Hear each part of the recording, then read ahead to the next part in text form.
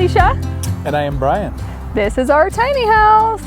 So we've been traveling for 10 months. We've hit 13 states, all in BLM spots. We only stayed at one RV park in California for about 5 days. Other than that, all BLM land.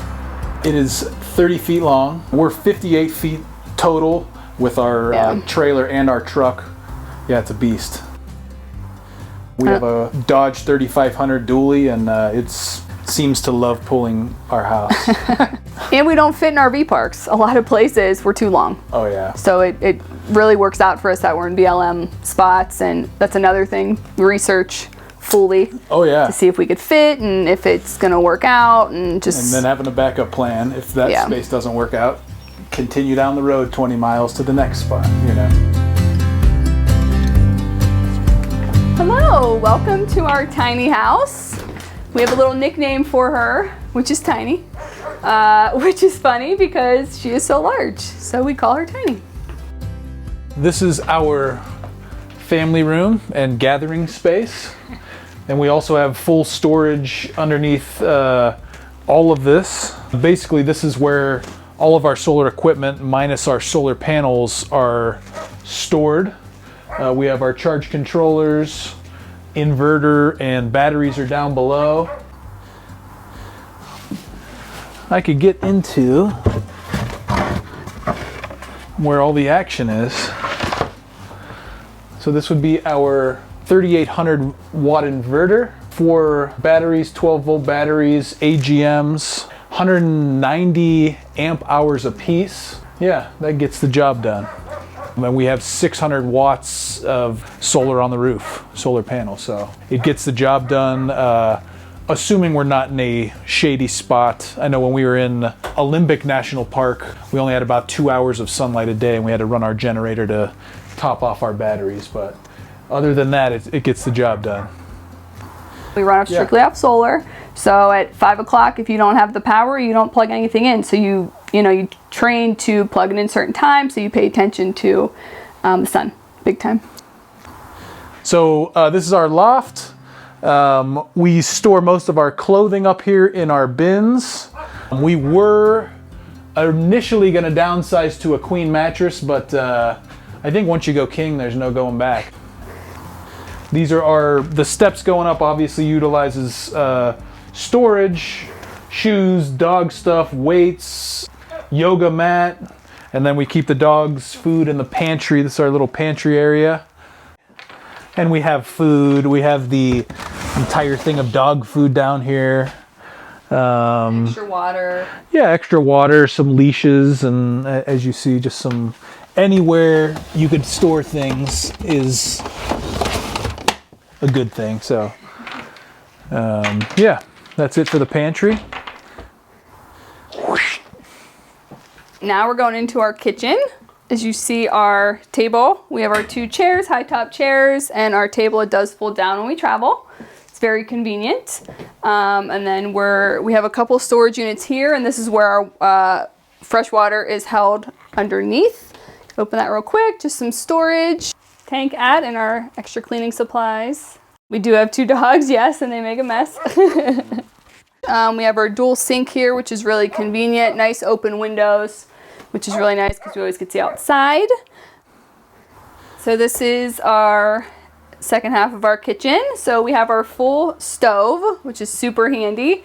Microwave, we have some extra cabinet space, which is helpful for storage. So very convenient that we found on Amazon was our utensil holder. We have a lot of different things. We had to downsize, but this is very helpful. So very organizational, as you can see, and it is bamboo. Love it. And we do actually have this for traveling purposes that holds the cabinet from coming open when we're traveling. There. Spice rack over here. Then we have our washer dryer combo, which is really convenient when we have the water supply. Propane as well. And then we go into my office where I spend a lot of my time. So this is my office.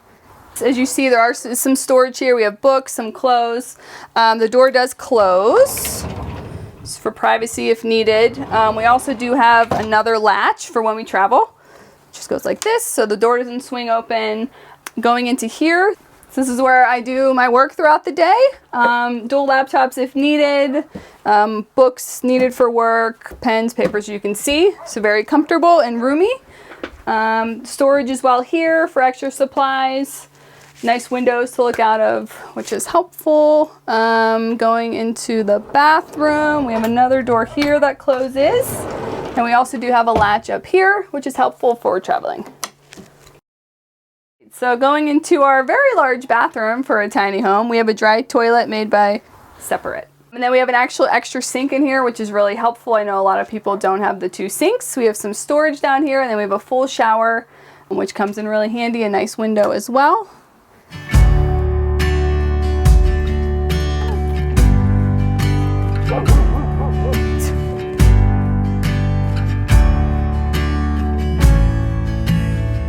We're all about different. We were sick of doing the cookie cutter lifestyle. We go to work, you know, we come home, it's already late at night, so we just love traveling and being on the road. We work from home. I work in the hospitality industry. I've been doing it for 2 years, but since we've been traveling, I've been doing it solely in tiny. Internet is why it's very important. I have to have a good signal.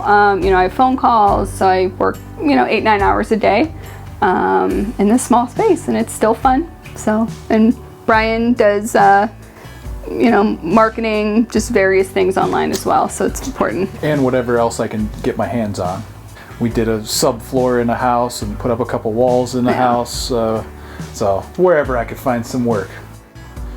We were more so attracted to the tiny houses instead of the RVs because, not to knock RVs, they just are built a little differently. And I spent X amount of years working on my house and messing around with other houses, so I was more familiar with the house. If something breaks, I don't have to get all worried and call the RV dealer. I just fix it as I normally would and continue, hopefully.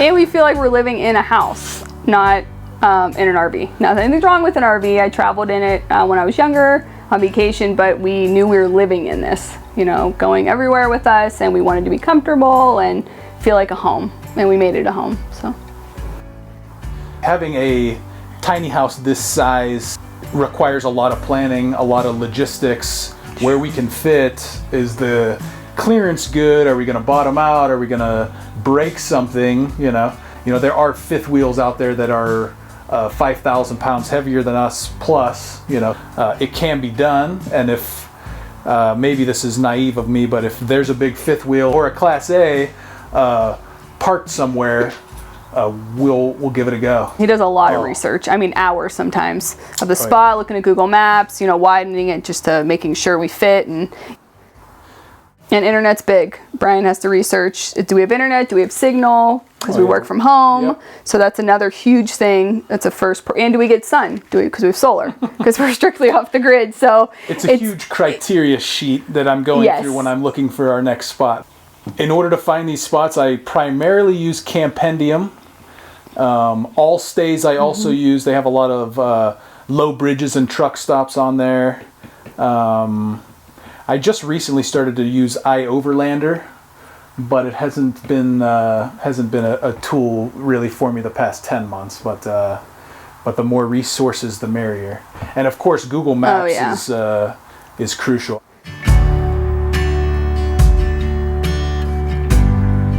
You know, we had a 4-bedroom house in Cleveland, and you know, we were just filling these rooms with crap we didn't need, so we decided to take it down a notch and see this is more than enough space, as it turns out. So we just decided to downsize a little bit, live on the road for a little bit, and see where the wind blows us.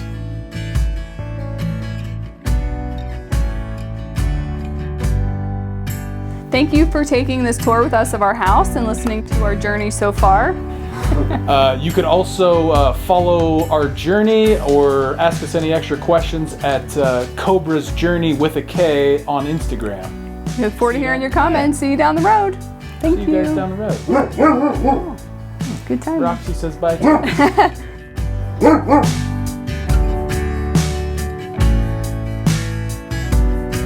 Hey guys, it's Alexis. And Christian.